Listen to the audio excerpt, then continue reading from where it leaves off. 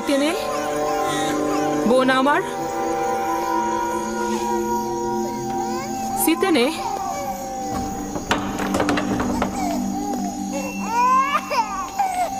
কিসেনের কান্না কি আপনাকে বিরক্ত করছে বানু? না, ওর কান্না শুনেই আমি তোমার কাছে এসেছি। ওর কি হয়েছে? ও এভাবে অস্থির হয়ে কাঁদছে কেন? জানি না বানু, ওর পেট তো ভরা আছে, কাপড়ও পরিষ্কার, কিন্তু কেন কাঁদছে বুঝতে পারছি না। তবে আজব কি জানেন, সেদিনও কিসেন এরকম কান্না করছিল। ইউজার সেফ এসে কোলে নেওয়াতে কান্না থেমে গেল। অদ্ভুত না? ইউজারসিফের আদর সকলকে শান্তি প্রদান করে। জানে। আপনি এত রাতে এখানে কি করছেন? হয়তো আমারও কিসেনের মতো ঘুম ভেঙে গেছে।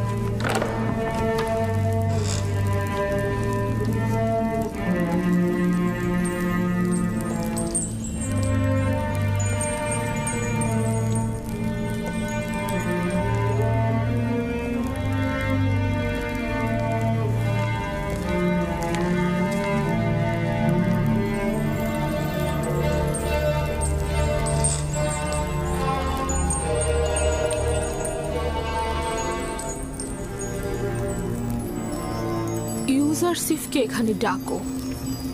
সে প্রবেশ করলে সপ্ত দরজা বন্ধ করে দেবে। তামা, তিয়া, মেনি সব গোলামকে এখান থেকে সরিয়ে নিয়ে যাও।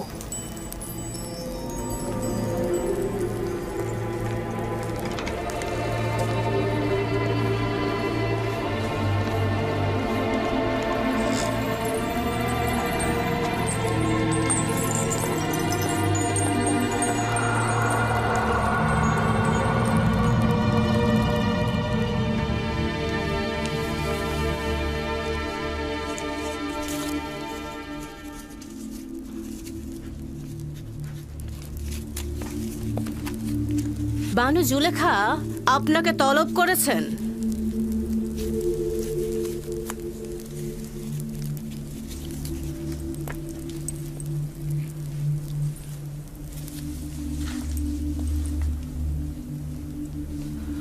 আপনি যান, আমি আসছি। ঠিক আছে, তাহলে আমি সপ্ত দরজার নিকট অপেক্ষায় থাকলাম।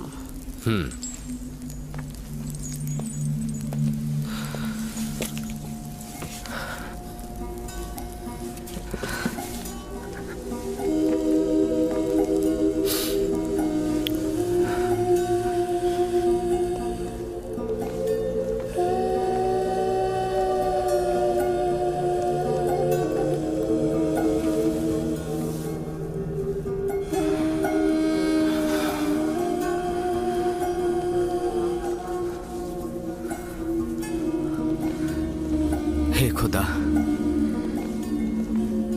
আমাকে একা ছেড়ে দিও না। তুমি ছাড়া আমার আর কেউ নেই।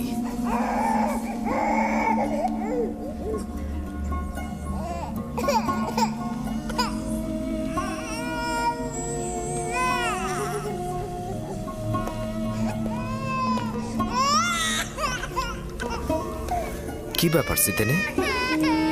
কিসেন আবার কেন এইভাবে কান্না করছে? আমি জানি না কি হয়েছে ওর। আমার মনে হয় আপনার ছোঁয়া পেলেও শান্ত হয়ে যাবে। কি হলো, শান্ত হচ্ছে না কেন?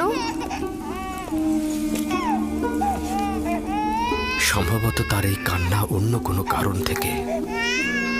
সম্ভবত তার নাজুক রুহ অলক্ষণে কোনো ঘটনার পূর্বাভাস পেয়েছে।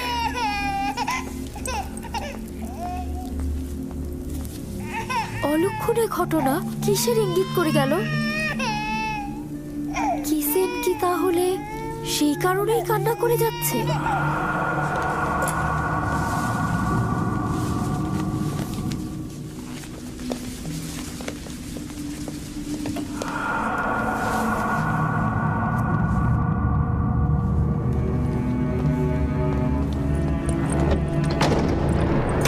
তখন যে কেউ এই কামরায় ঢুকতে পারে না। এই কামরায় প্রবেশ করতে হলে তাকে অবশ্যই 7টি দরজা অতিক্রম করতে হবে। এই 7টি দরজা শক্তভাবে তালাবদ্ধ থাকে, আর তালাবদ্ধ অবস্থায় যে কেউ চাইলেই সেখানে প্রবেশ বা বাহির হতে পারে না।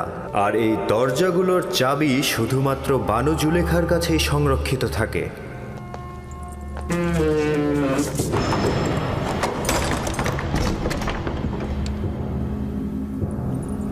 বানু জুলেখার আদেশ।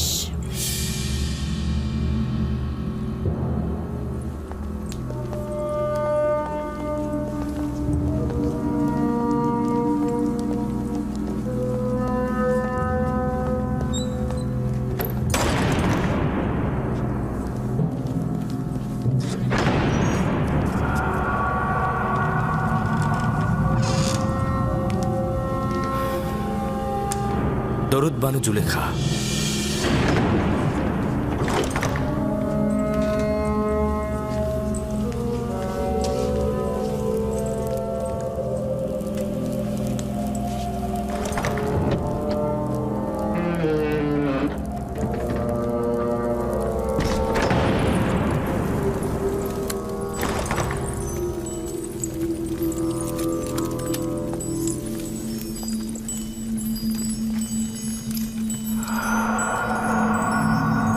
তুই অবগত রয়েছিস যে তুই আমার গোলাম?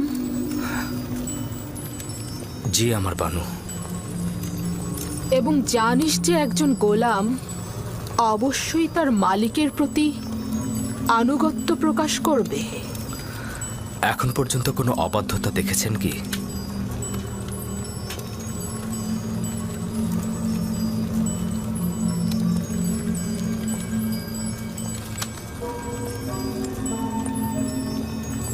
আজকেও তাহলে তুই আমার আনুগত্য পোষণ করবি? যদি কোনো আদেশ করেন অবশ্যই শিরোধার্য।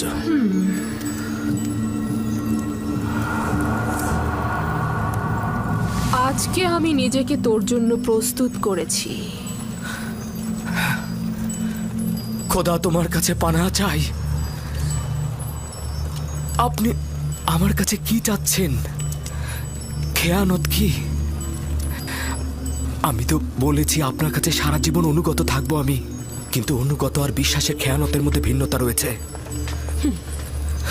আপনি আমার কাছে কি চাচ্ছেন? আমি তোর কাছে তোকে চাই।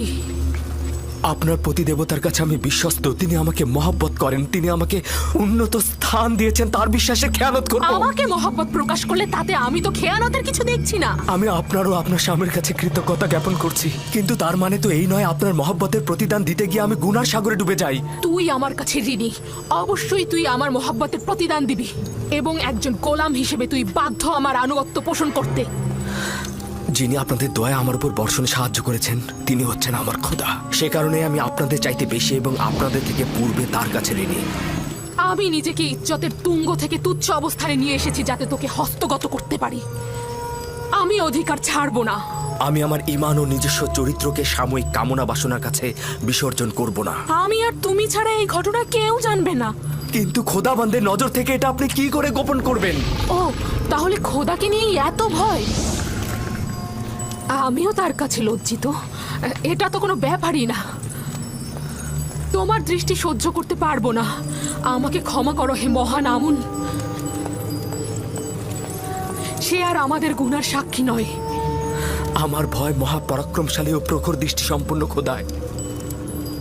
ওই হাতে তৈরি আমুনকে ভয় পাওয়া তো অজ্ঞতা ও মূর্খতা ছাড়া আর কিছুই নয়। তুই আমাকে অজ্ঞ ও মূর্খ বললি?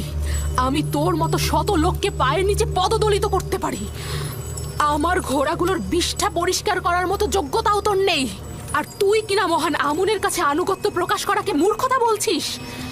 আমি আদেশ করছি, তুই পালন করতে বাধ্য, আর তা না হলে তোর কবর এখানেই হবে।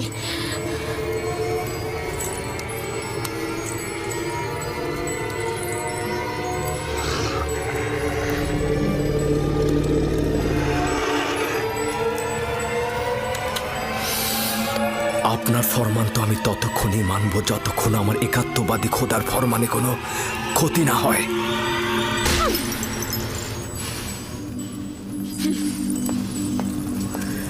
এখন এর সর্বোত্তম জবাব হতে পারে তোমার ন্যায় একই কাজ আমারও করা। হে খোদা তাআলা, তুমি আমার একমাত্র সাহায্যকারী। হে খোদার নবী, একাত্মবাদী খোদার পক্ষ থেকে পয়গম, আমরা আপনাকে ছেড়ে যাব না। জুলেখার মোকাবেলা না করে নিজেকে সংযত রাখুন। সে শয়তান দ্বারা পরিচালিত হচ্ছে। যেহেতু ইউসুফ তার কামনার প্রতি আনুগত্য করছে না, তাই সে জবরদস্তির আশ্রয় নিয়েছে। সে ক্রমাগত কৌশল করে যাচ্ছে। এটা শয়তানেরই ফাঁদ। পেছনের দরজা দিয়ে প্রস্থান করুন।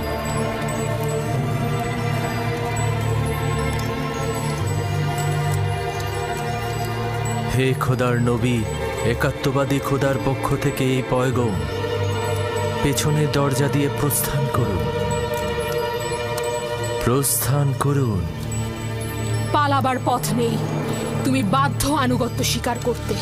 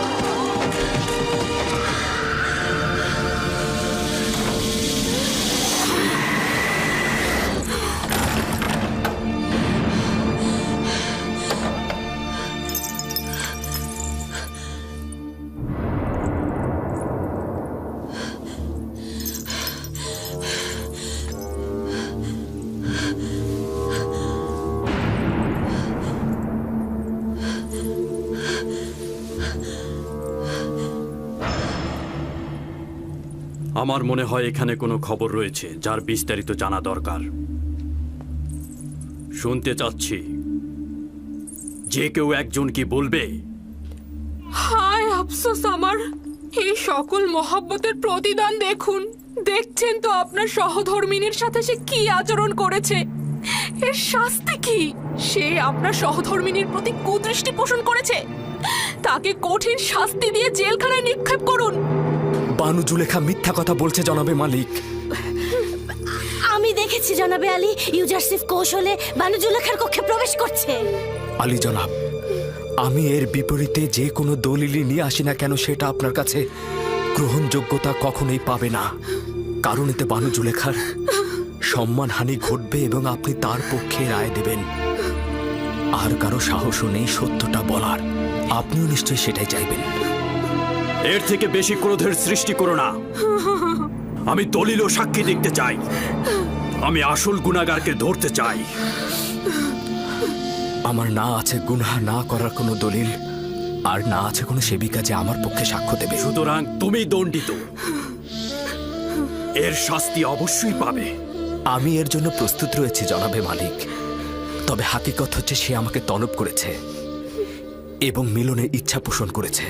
আর এটা প্রমাণ করতে আমার নিজস্ব খোদা ব্যতীত আর কোনো সাক্ষী নেই। তুমি জুলেখার নির্জনতার সুযোগে প্রবেশ করেছ। করিমামা সাক্ষী রয়েছে। সকলেই জানে বানু জুলেখা অপরাধী, কিন্তু তার বিরুদ্ধে সাক্ষ্য দেওয়ার সাহস নেই কারণ।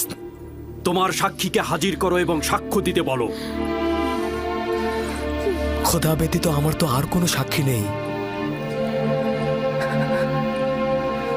যদি আমাকে একাকে ছেড়ে দেন তো আমাকে সর্বাপেক্ষা কঠিন পরিস্থিতির মধ্যে পড়তে হবে। আপনি কি চাইছেন, এই গোলামের কথা গ্রহণ করতে?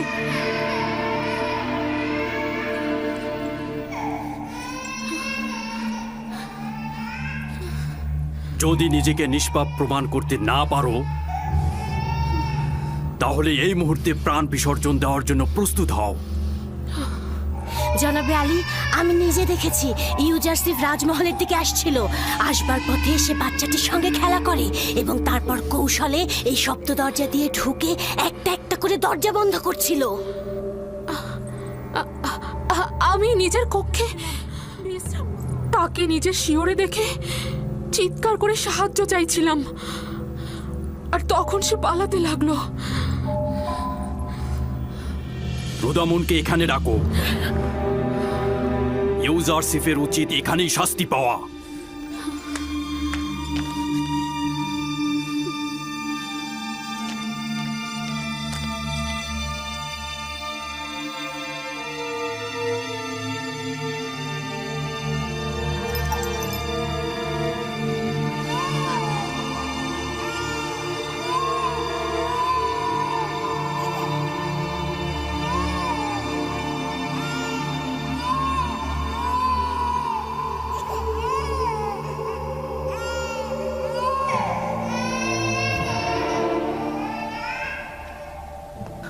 আমার সাক্ষী আছে।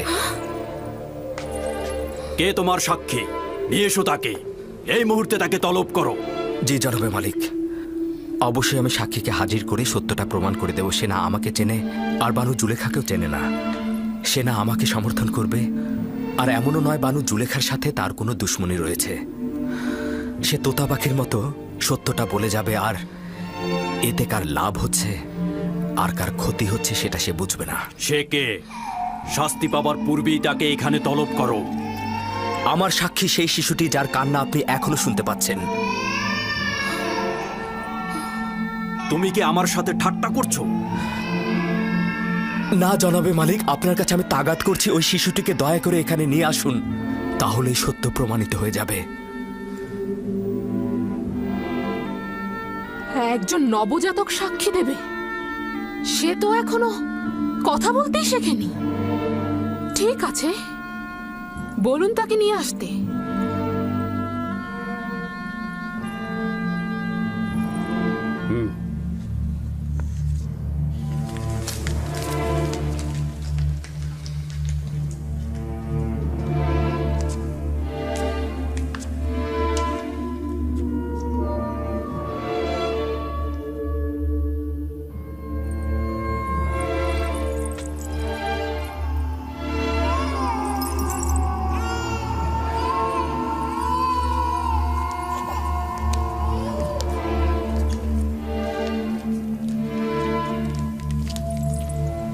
দরুদ আলী জনাব পুতিফার। সে আমার ফুফাতো বোন সিতেনে এবং তার সন্তান কিসেন। বলো তাকে সাক্ষী দিতে।